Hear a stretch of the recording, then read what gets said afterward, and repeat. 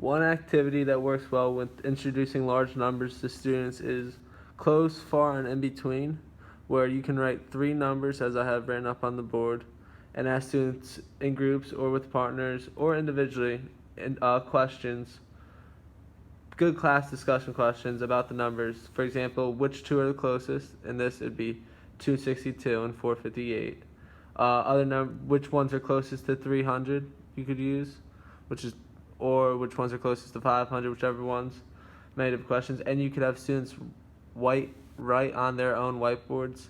So, example, I could ask them which one is a multiple of 25.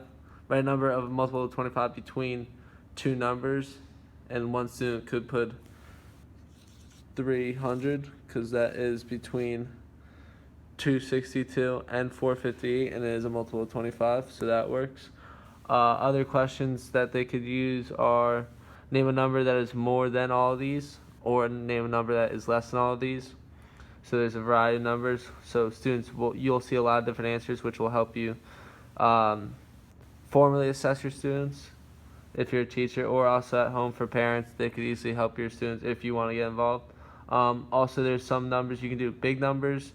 Also have students think about small numbers that are not just 3 digits.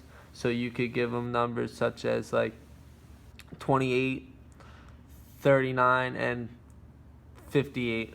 And then you ask them the same question in between, a little more, that they'll get in between a little more numbers than having with the large numbers, they have a large variety of numbers that they can choose from, so it's a little bit different.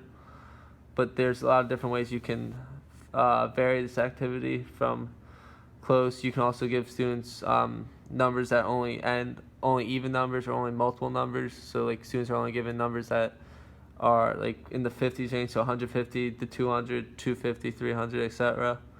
Many of those, and those are all different ways you can differentiate this type of activity. So that's it.